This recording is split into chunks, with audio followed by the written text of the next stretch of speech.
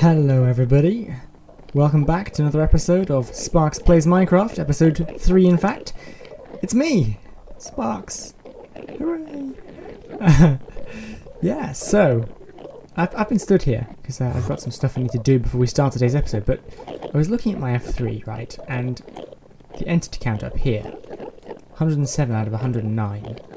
Now, we're far enough away that the island isn't spawning anything, so somewhere up there we have a few Endermen who aren't down here, which is quite interesting, and occasionally I hear them teleporting, which is... I haven't half-slabbed the top of this design yet, so maybe they're hanging around at the top, but anyway, yep, so today, this is the first time I've been on this server since the subscriber special, and I lost absolutely everything. I'm just going to put this back. I just wanted to be a bit quieter while I was looking at those statistics, because it has this habit of picking up Endermen.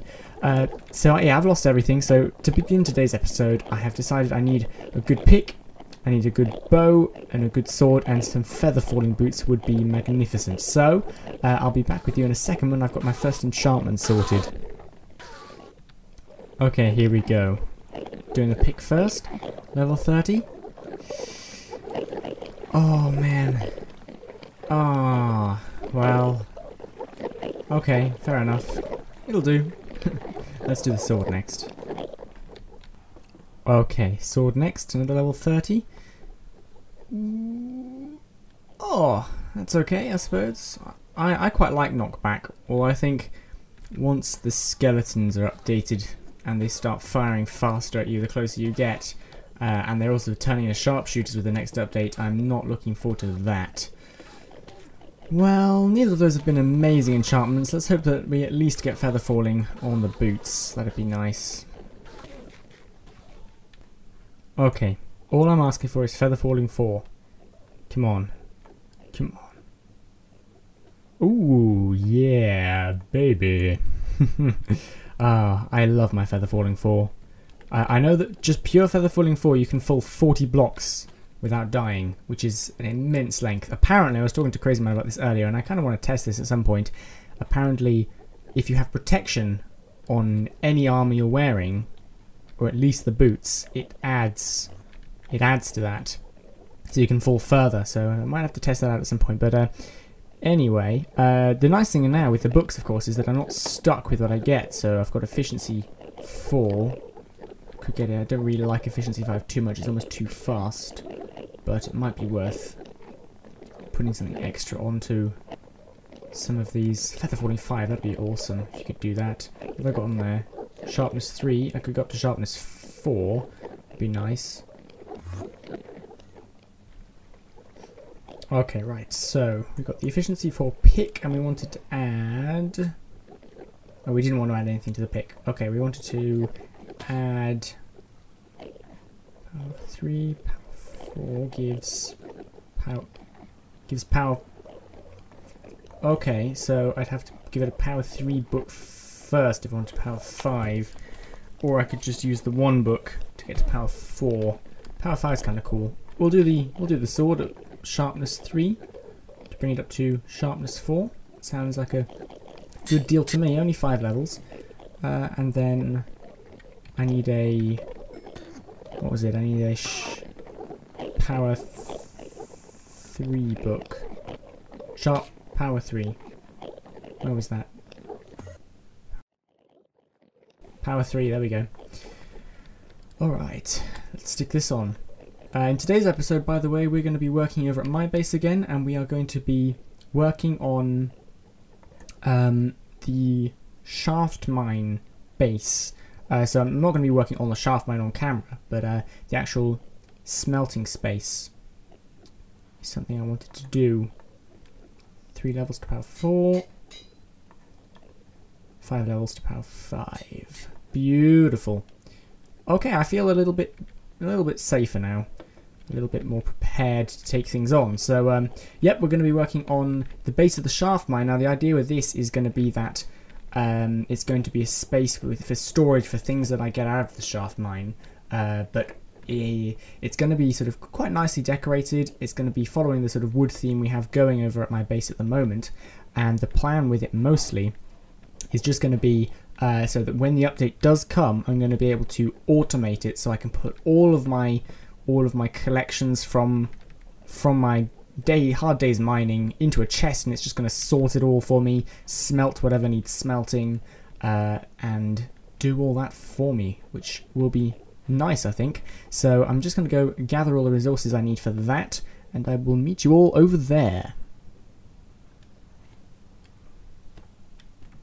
Okay, I forgot that I'd been sleeping in the B&B last time, so I'm actually at the village. And I just wanted to talk about the pub a second. We spent quite a long time building that. We did it on camera. Yeah, the video failed. There was problems with the audio. It was horrible. Plus, to be honest, we weren't really either of us in a very talkative mood, so it wouldn't have made a great episode even if it had gone well. The pub itself, though, I'm quite happy with. It has a lopsided roof. Now, I'm not sure how much that bothers me. I may tear out the roof and do it straight, but we were sort of going with traditional English pub meets sort of desert village, and the thing with British pubs is they're usually made in quite old houses with wooden beams, and they're sort of sagging a little bit in some places. I didn't put that water back in there when we were recording, I've just realised. This is the interior design is by Crazy Man here mostly. That's the, if I show you, that's the pool ball, which I thought was quite funny, and I didn't realise. I was like, why is there a snowball on the wall? And he was like, read it. So I did. This is the pool table. He spent quite a long time trying to work out how to do a pool table, and in Minecraft it is not easy. I don't know if any of you have a better idea for that. So yeah, it's just sort of a fairly pubish pub. I'm not certain what we're doing about the roof yet. But yeah, I think it's kind of nice. The main reason that it's sort of built off on the edge of the desert is specifically so we could have the greener grass. What else while we're here? We have this. I don't think we actually showed it on camera.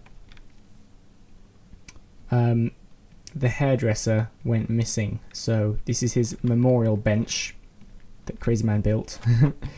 And yeah, I think that's about all that's new in this place.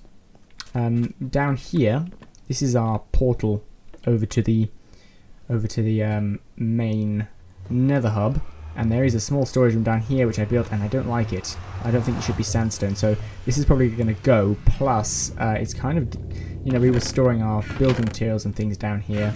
Oh, I need these. I'm going to take these.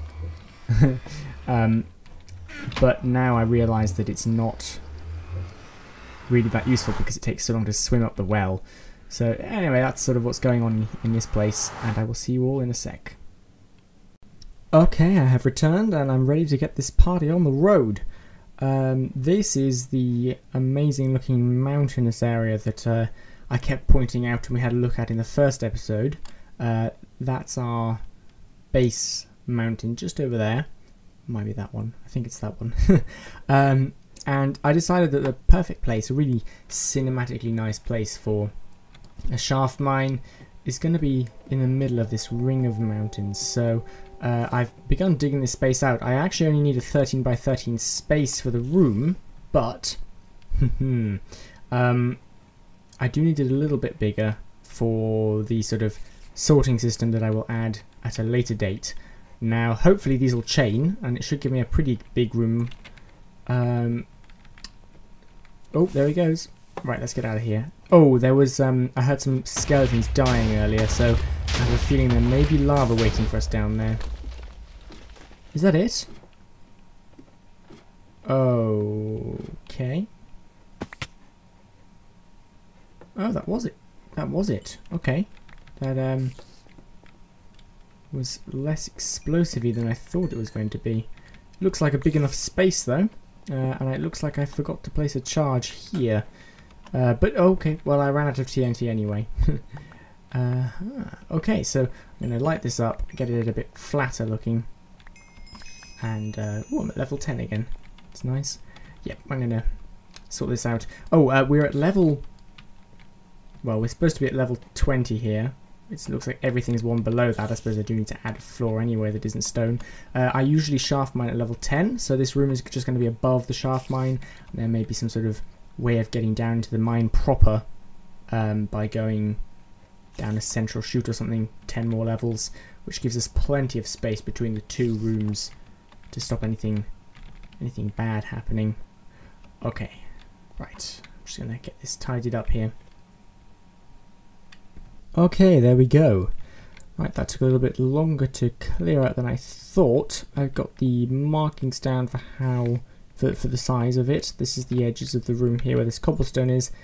That's just a quick design I did on the roof to measure things out. You can see that the drop shaft is not centered. It's one of 4 hole spaces. The idea with this is that while this can be a ladder, we can have a drop shaft and we can have an elevator should we wish to, and something else, maybe an ender pearl elevator. I don't know. So there's different ways to get up and down, which will be nice because depending on what you have on you, you'll be able to travel in different ways. So yeah, now without further ado, let's get started. So while I do this, I'm going to be referring to sketches, but hopefully not too much. Because I did sort of design this out in a creative world first. Yeah, there's actually quite a lot of stuff to talk about at the moment. I mean, we've got the subscriber special. That was very cool. It was a lot of fun to do, and I did mean to say something. I tried to say something twice, sort of thanking you all, everyone who has subscribed. We're at what is it now, 36 subscribers, I think, which is just amazing. I mean, it means a lot. As I say every single time. It's a phrase I use a lot for some reason. It means a lot, but it does. You should see our excitement whenever somebody subscribes. What I meant to say the first time, I was blown up by a wither, and the second time I had an anvil dropped on my head by Crazy Man. So both times I was a little bit distracted. So I hope everybody enjoyed the subscriber special. We did have some good suggestions for names for our village as well, which is very good, because it's been called Unnamed Village, or Yet to be Named Village, for quite a while now. What else? Oh yes, there have been some pretty amazing changes with our channel at the moment. The first one you may have noticed is if you go to our channel, we have a new background. It looks amazing, really good. It's made by Emberlyn. Emberlyn 03. We met her via Aerofight, actually, who we did the Super Smash Brothers collaboration with. You know, I can see where this is going to go wrong because I struggle to talk and work at the same time, but we can work our way through this. So yeah, Emberlyn did this amazing background. If I just put it up onto the screen for a moment, you can see that's me, Sparks, with my redstone wire and things. We were briefly deliberating sort of having me electrocuted, but for some reason I wasn't too keen on the idea. Goodness knows why. And this coming up on the screen now, hopefully, is Crazy Man with his mushroom. The reason I'm showing this in video is some people with narrow screens or small resolution screens can't see the entire image, and also, you know, it's a good way to credit her in the video. She did a great job, worked with us really well on it. She does have a website where if you want drawing commissions, she will do them at a very reasonable price. So there's a link in the description to that. Yeah, so the background looks amazing, and with it have come some really nice changes to the site. To the channel. And the main thing with that is that we have begun monetizing our videos, which, you know, nobody really enjoys adverts, but they're there to help us bring you better content, so I hope that people don't mind too much about that. The idea is that we will be able to produce better things for you, but you know, we're not just monetizing and then doing nothing more. We are obviously doing our best to improve this channel as we go. We're learning as we go, meeting new people as we go. It's all a big happy family thing. Oh dear, this is wrong. Pardon me for using a pick, I don't have an axe on me. So yeah, and one of those big changes is that today Crazy Man and I went into town and we bought him a microphone.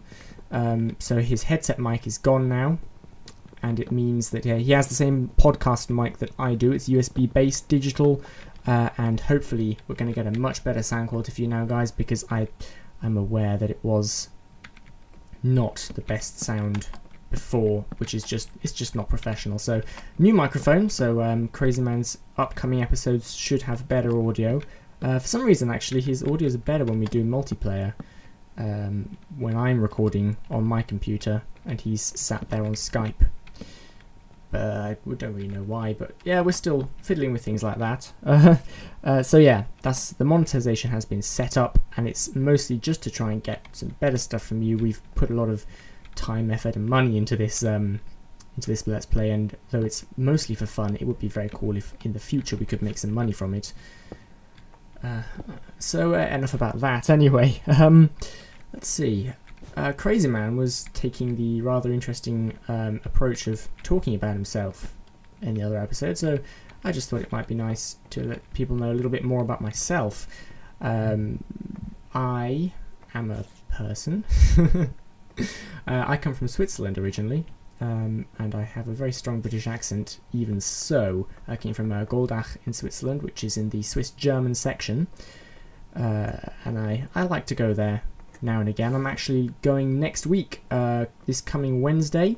I will be off in Switzerland doing a bit of a tour, visiting friends and family, so I don't know what the video releases are going to be like for that week. I hope we can get something lined up. It may even be this video, and I may already be gone, I'm not sure. I'm leaving Wednesday the 20th of February.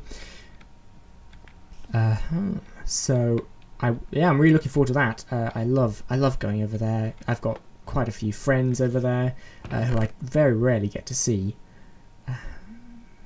Where's my normal wood gone? Oh, bugger. Okay, I may have to go get some more of that later. Yeah, I might just... Hang on. Have I even explained what I'm doing here? What I'm doing here is... there's going to be these walls. There's going to be 2 chests per wall. And there's going to be an item above it, such as iron, to indicate what's in it. There will for now I'm just going to be using it as general storage for these items until I ship them over to my main base or whatever. But until then, we're going to have... Well, I mean, once the update comes along, we will be having them auto-sorted, which will be a very interesting challenge.